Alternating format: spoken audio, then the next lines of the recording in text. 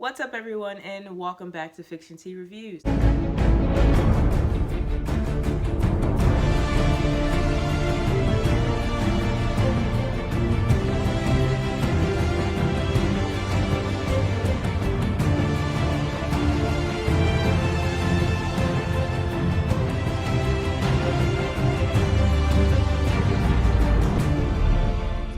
Talk about the Netflix original show that came out not too long ago. It's called You. Actually, it's on season 2 right now, but I'm going to review season 1 and then I'm going to hit y'all with season 2 on Thursday. Now, season 1 review of You. Let's talk about this movie. Not this movie. Let's talk about this show because this guy is like super stalker, super creepy. So it's about a creepy stalker who works at a bookstore and he starts stalking this girl he sees in the bookstore. Once this guy sees this girl in the bookstore, he's like the bookkeeper, he works at this bookstore.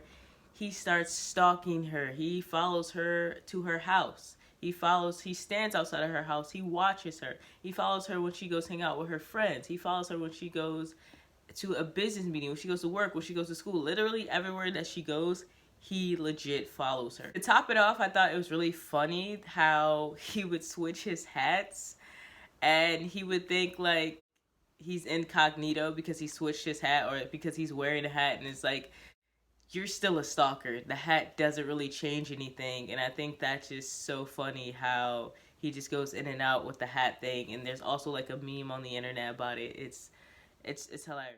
So the actor who plays the stalker, he has like this very hardened, very creepy face already. So it definitely works for the character that he's playing. It's pretty disturbing. It's not awkward looking, but likable like Dexter, or charming like Ted Bundy, but it's pretty deceptive. What's going on with your face right now? Also, the girl who was being stalked, she was actually a writer. She did a good job playing her role as well. I also thought it was interesting that she had her window open the whole time. I'm like, oh, so you want people to watch you. Like, you want to get stalked. Clearly you do, because your window's open, and like, if you didn't want people to look at you, why would you have your window wide open? She didn't have no curtains, no blinds, no nothing. Like, she didn't care. Like, it's like she wanted to put on a show and she like secretly knew that he was there watching and was like, let me just keep the windows open and just like stand in front of the window. And it's like, all right, obviously you want this. So I definitely would suggest this for people to watch. I felt like it lured you in the first episode. I was like, oh yeah, I definitely gotta keep watching this.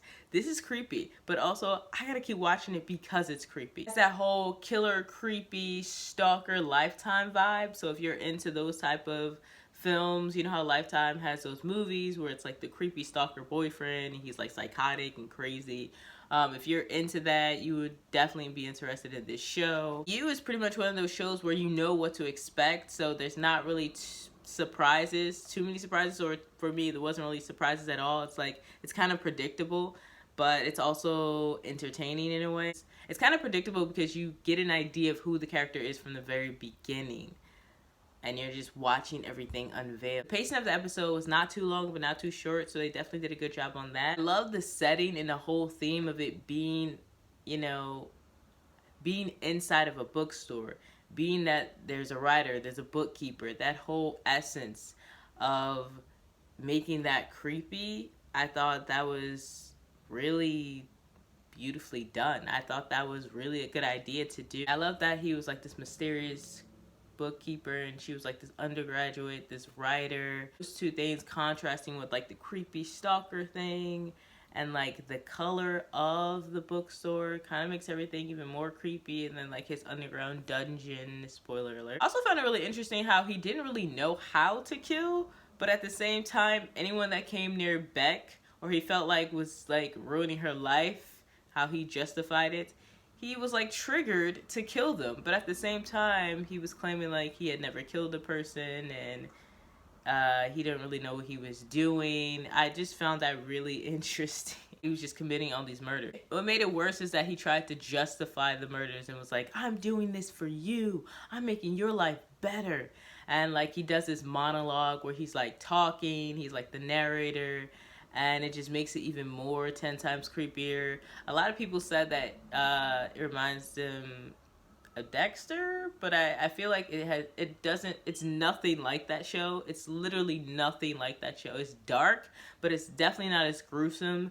And I mean, the acting is not as good.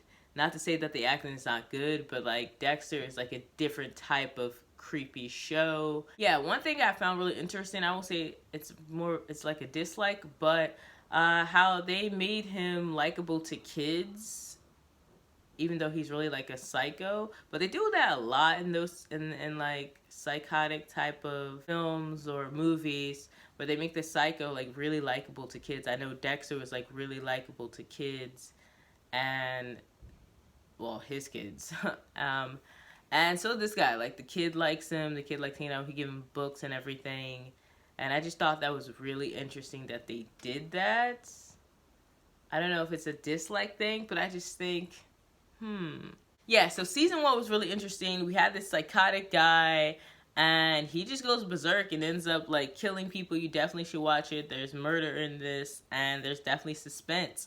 It's not one of those high building like suspense things. I mean, it's on Netflix. It's not like a huge creepy movie, but psychoticness in it nonetheless is definitely in it. Craziness nonetheless is definitely something in this movie. Definitely sociopathic, psychotic behavior coming from this character.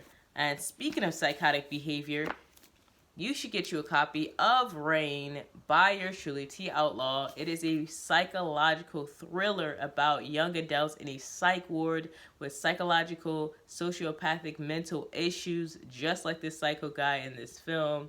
We don't have any stalkers in this book, but I can guarantee you that there is a lot going on and some craziness going on in the minds of these different people. And what they're basically trying to do is they get this new counselor, and their counselor's trying to figure out what actually is going on in their minds and why they're here and work through their traumatic experiences. And he starts to learn that, okay, these kids are not just here because they have schizophrenia or they've been traumatically abused, they have PTSD, they're suicidal, they're misgendered. They're here because they was put here. Somebody put them in here. Somebody brainwash them, and they have abilities that they need to be using to get out of here. And it just goes on to this whole adventurous thing and learning about the characters and learning about their mindsets. And if you're really into like psychological thriller, you really will be interested in the mindset of crazy people. And it's so intriguing to get into the mind of those types of people. And this is a book that I've been writing for like a very long time, so I've had time to research and like put together the thoughts of these different types of people, the thoughts of a psychopath, the thoughts of a sociopath, the thoughts of someone with schizophrenia. And yeah, I'm really proud of this project. If you guys would like to check it out, if you want to check out the book and you're like kind of sus on it, you don't really know, you can get a free copy. You can read the ebook. That'll be out for a while, for a little bit. And yeah, you can check that out. You can check the ebook out. You can go on, click the link below and check it out. And yes, I will see y'all next time.